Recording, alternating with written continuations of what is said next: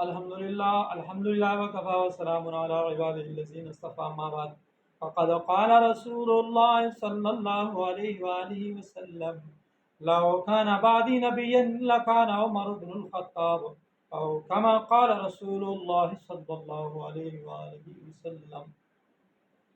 محترم سامعین و ناظرین، آج ہم جس عظیم ہستی کے شان کے بارے میں، تقویٰ کے بارے میں اور ادب کے بارے میں کہنا چاہتے ہیں، سنانا چاہتے ہیں، وہ بہت عظیم ہستی گزری ہے اور بڑی شخصیت گزری ہے، جس کی تعارف محتاج بیان نہیں۔ اپنے پرائے بھی، غیر بھی، اجنبی بھی، مخالفین بھی، دشمن بھی اس کی تعریف کیے بغیر نہ رہ سکے۔ تو جی توجہ سے سنیے گا، میرا مراد ہے حضرت عمر فاروق اعظم رضی اللہ تعالی عنہ۔ وسلم فرماتے ہیں میرے بعد اگر کوئی نبی ہوتا تو وہ حضرت عمر بن خطاب ہوتے۔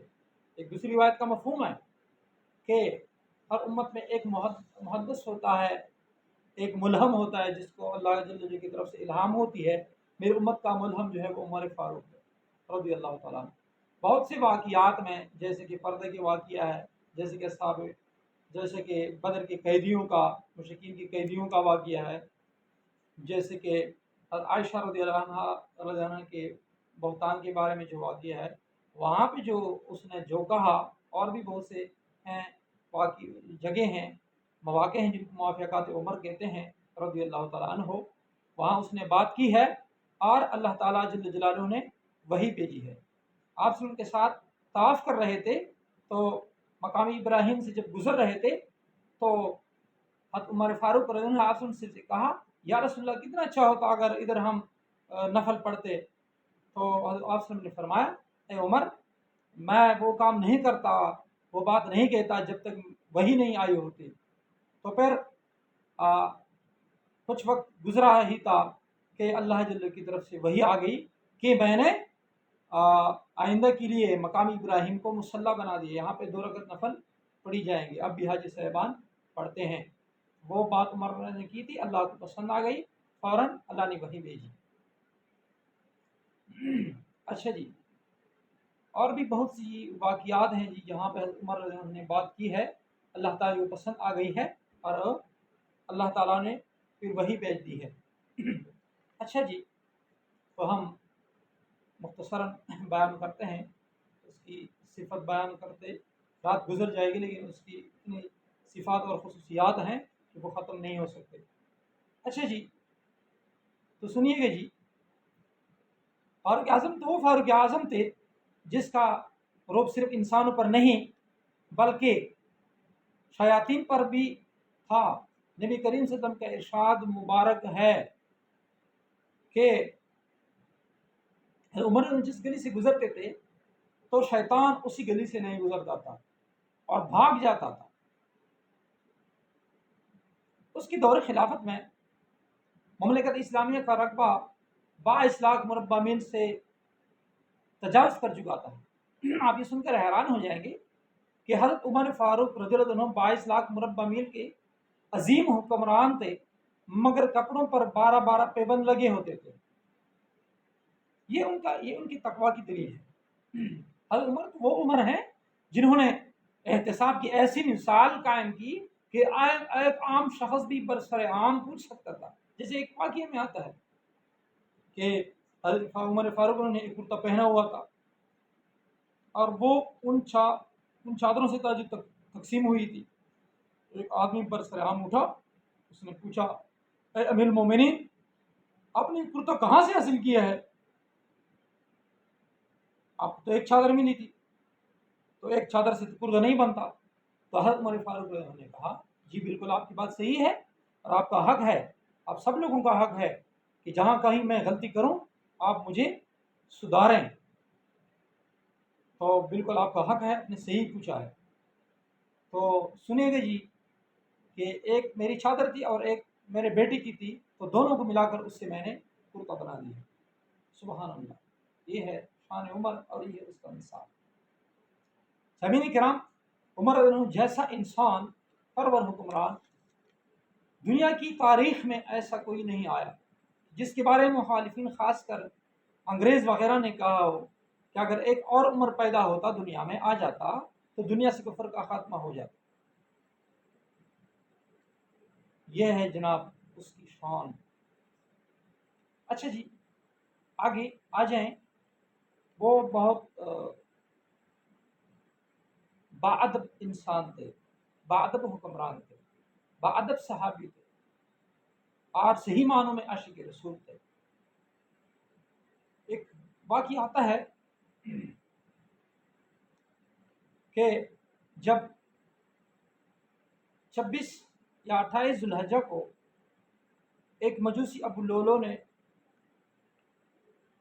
مسجد نبوی میں فجر کی نماز میں مصلی نبی پر آپ کو خنجر سے زخمی کر دیا تو بہت علاج معالجہ ہوا، لیکن کوئی چیز کارگر ثابت نہ ہوئی۔ آخر کار اس کی وہ دعا جب انہوں نے اللہ تعالیٰ سے بڑے خلوص کے ساتھ مانگی تھی کہ مولا کریم مجھے اپنے حبیب کے شہر میں اور اپنے رستے میں شہادت کی موت نصیب فرما، تو اس کی وہ دعا رنگ لاتی ہوئی محسوس ہوتی ہوئی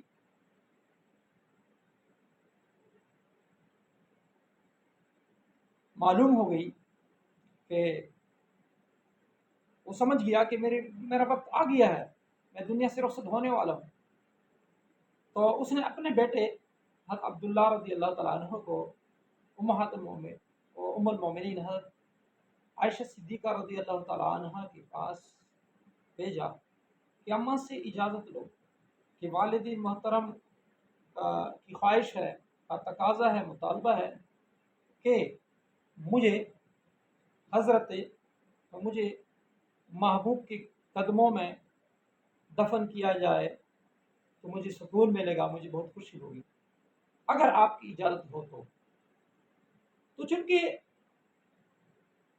واقع غزوہ بنی مستلق کا جو واقعہ ہوا تھا اس سے واپسی پر جب عائشہ رضی اللہ عنہ قافلے سے رہ گئی تھی اور صفوان رضی اللہ عنہ بعد میں اس کو جو قافلے کی گری ہوئی چیزوں کے اٹھانے پر مقرر تھے،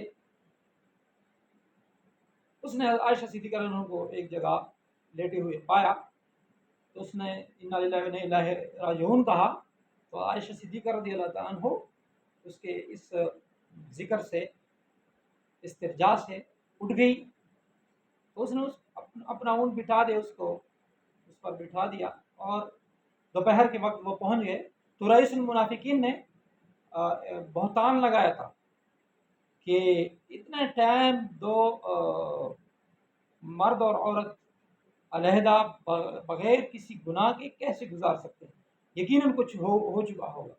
تو بعد اچھی میں گوئیاں چل رہی تھی، عائشہ بہت پریشان تھی ان حالات میں جو اس پر گزر رہی تھی، اور بہت نازک بات ہے، اللہ تعالیٰ ہم سب کو محفوظ فرمائے بہتانوں سے۔